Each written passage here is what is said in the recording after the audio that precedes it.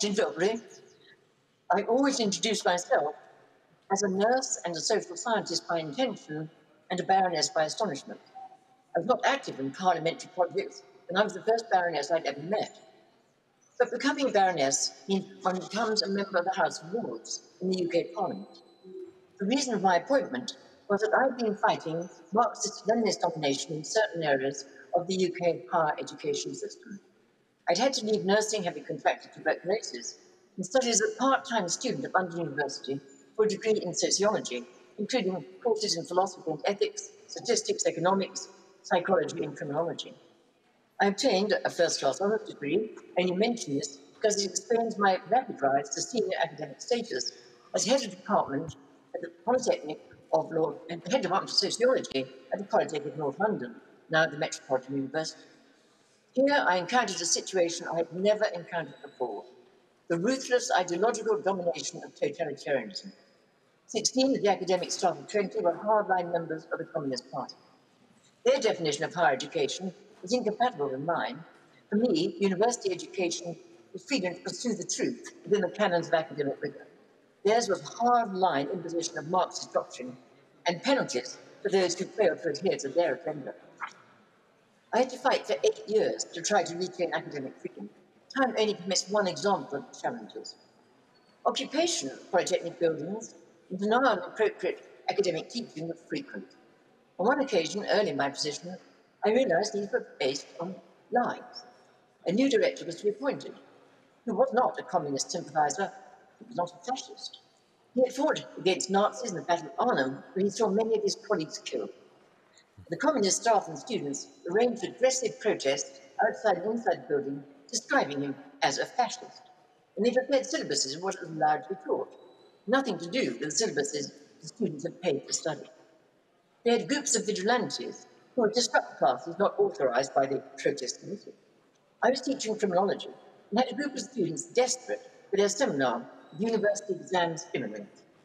I agreed to take this class and sat on a chair across the door. After 25 minutes, a group of vigilantes banged on the door, asking what I was doing. I said, I'm teaching criminology. It's what I'm paid to teach, and these students are paid to study. If you want to stop us, you'll have to knock me off my chair. If I'm hurt, you'll be personally liable. I banged the door shut as a gesture of defiance. They shouted, we'll be back, dearie. I had a moral victory. I completed the hour, but when they returned, they knocked me off my chair and subjected those decent students to 20 minutes of virulent verbal abuse. At the start of the next academic term, the leader of the attack asked me if I'd be his academic tutor.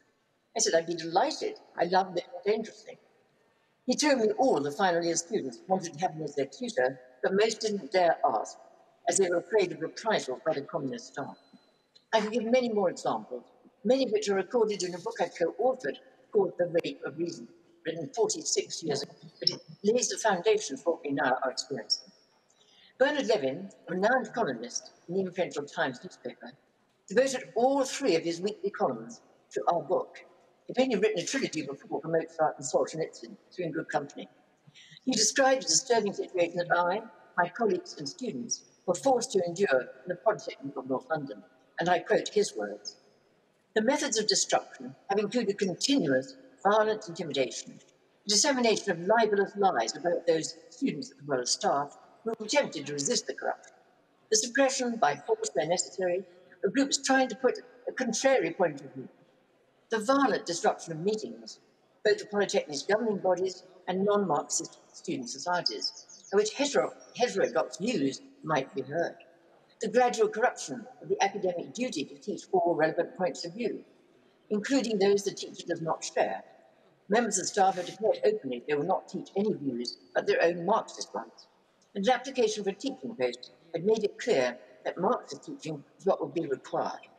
The repeated occupation of buildings, the concomitant widespread theft of private correspondence and other property.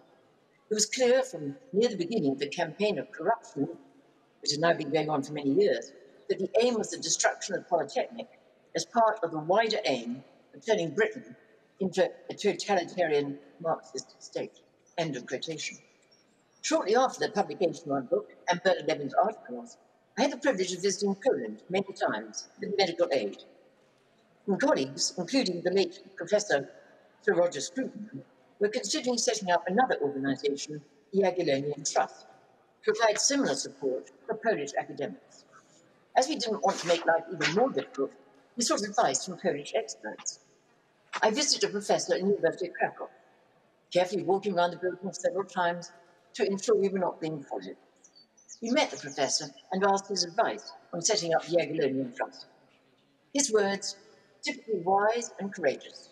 He said, if we do not use such limited freedoms as we still have, we are already lost. Tragically, we in the UK are reaping a whirlwind of the destruction of fundamental values of freedom of speech, and we are now vulnerable to pressures of political correctness, which destroy academic principles and fundamental freedoms of democracy, including in our own universities. An analysis carried out by the respected think tank Civitas looked at 3 years of campus censorship, 2017 to 2020, to examine the policies and actions of all 137 registered United Kingdom universities, including their student unions. And they found that 93 of all 137, 2/3, university institutions experienced a controversy relating to censorship of freedom of speech. In another study published by Free Speech University Rankings, FSUR, compiled in 2018, over half of institutions, 54%, were ranked red, meaning they actively censor speech by banning certain views from being expressed on campus, and or ban specific texts, speakers, and groups from campus on the basis of their content or their views. And I was particularly struck and disturbed by the FSUR's finding that 48% of institutions had censorious religion policies, often guarding against, inverted commas, offending faith groups. This is an important point because the instance of prejudice, discrimination, and violence against ethnic and religious groups is increasing in the United Kingdom. In our discussion today, we should be clear. Inciting violence or issuing threats which would lead a person to fear imminent violence should be unlawful. But in our effort to protect those most at risk, we must be very careful not to censor legitimate criticism and investigation. We must do everything we can to protect freedom of opinion and expression. I discussed this recently with the Law Commission here in the United Kingdom, who have been consulting on our free speech laws and whether religious protections are fit for purpose. I explained to them that since 2011, I have submitted 9 bills before Parliament, all of which seek to enshrine the rights of Muslim women suffering from the application of discriminatory Sharia law principles. Such discrimination can take many forms, including inequality in access to divorce. In some Islamic traditions, a man only has to say, I divorce you 3 times in order to obtain a divorce, if the marriage has not been legally registered. And a woman must meet various conditions and pay a fee. Polygamy is practiced by men who have multiple wives and numerous children. Discriminatory child custody policies and inheritance laws. The implicit sanctioning of domestic violence, including cases of wives who are forced to turn to abusive relationships because Sharia councils say a husband has the right to chastise. To draw attention to these concerns, I have tabled amendments to government legislation, submitted proposals to special committees, provided evidence to inquiries, written numerous papers, and given tens of media interviews.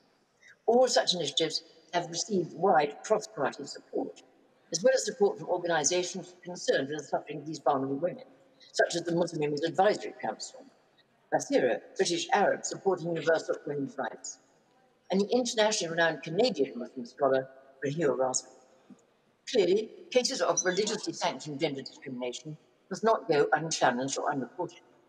Yet, according to some definitions, including in our universities, speaking against discriminatory Sharia law principles, despite campaigning to protect Muslim women, could fall foul of Islamophobia or offending faith groups.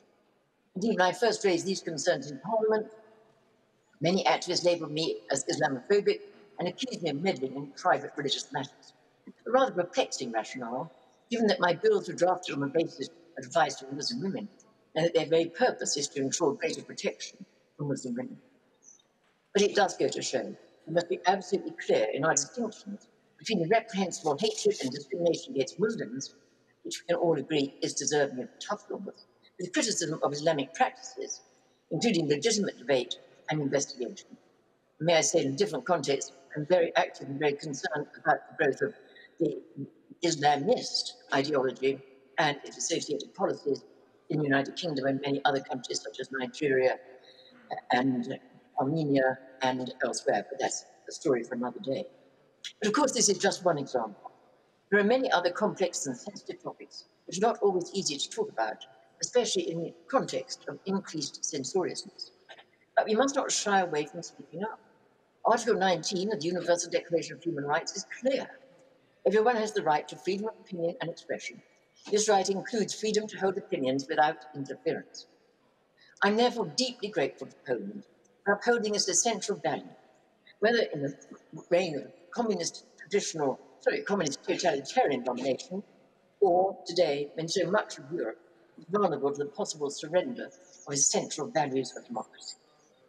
I'm grateful to you for giving me the opportunity to share the pain and the passion of resisting the assaults on our fundamental freedoms. I'll just give one more example before I close.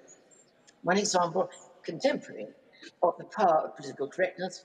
Very recently in the United Kingdom, a school teacher who showed a class of pupils the picture of Muhammad was immediately expelled and is now living in hiding in fear of being killed. So we have very serious assaults on our fundamental freedoms. And the hope that, with your support, we can maintain a democratic Europe and fundamental freedoms for all citizens of our historically democratic nations. I finish by repeating the words of a Polish professor whom I met over 4 decades ago, but whose wise advice continues to increase in relevance. If we do not use such limited freedoms as we still have, we are already lost. Dziękuję bardzo.